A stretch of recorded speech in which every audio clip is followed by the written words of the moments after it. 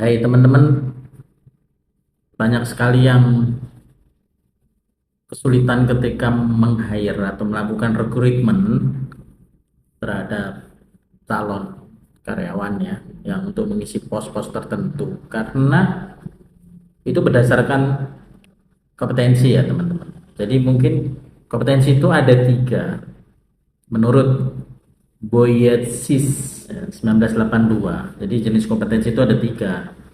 Yang pertama itu adalah core kompetensi. Core kompetensi ini apa sih?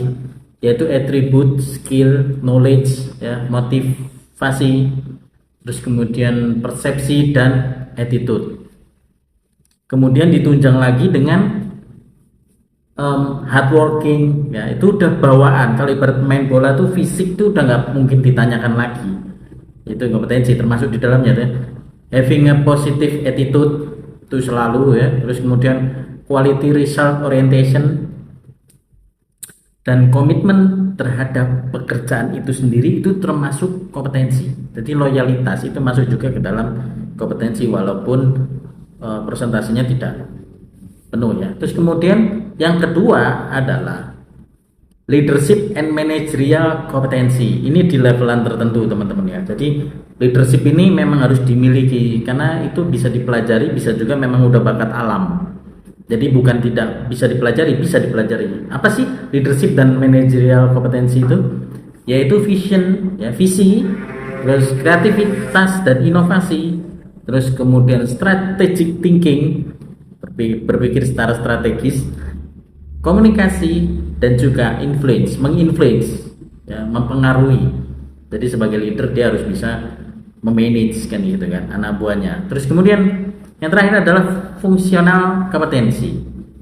Ya, kompetensi fungsional ini adalah terdapat di dalamnya job spesifik kompetensi ya. Jadi dia mempunyai skill atau mempunyai license di bidang yang dia apply gitu ya. Untuk menyelesaikan tugas-tugas dia. Jadi tanpa memberi banyak arahan dia sudah tahu apa yang dia kerjakan. Itu biasanya sering kepake di dunia kerja. Terus kemudian bahwa contohnya banyak, misalnya dia seorang penjahit ya dia sudah sangat menguasai jarum satu ya gitu ya. Terus kemudian kalau memang dia accounting, seorang accounting ya berarti dia harus benar-benar kompeten di bidang final account atau punya license di bidang akuntansi. Kalau seorang HR kayak saya bagaimana ya? Bisa melalui jam terbang, bisa melalui sertifikasi, bisa juga melalui license ya. Jadi itu teman-teman, kalau saya license, sertifikasi ada, terus jam terbang juga ada 20 tahun lebih gitu teman-teman ya. Jadi pastikan teman-teman ketika mau mengapply ke sebuah lowongan itu sudah mempersiapkan hal-hal tersebut tadi di atas. Bisa diulang videonya. Jadi datang dengan kompetensi, sudah siap kerja, tidak harus melulu mengajari gitu ya. Itu atasan CEO ataupun pemilik perusahaan lebih seneng, lebih tertarik dengan orang yang siap kerja.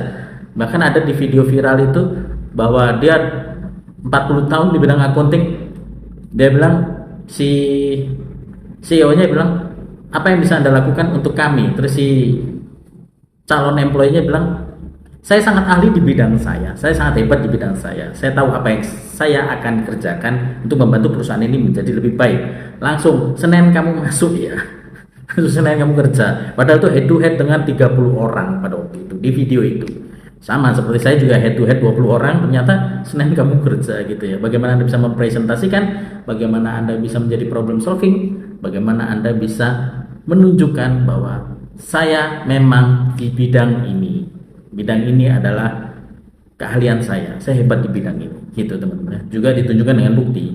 Hopefully bermanfaat, and sampai ketemu di konten-konten HR berikutnya, and bye bye.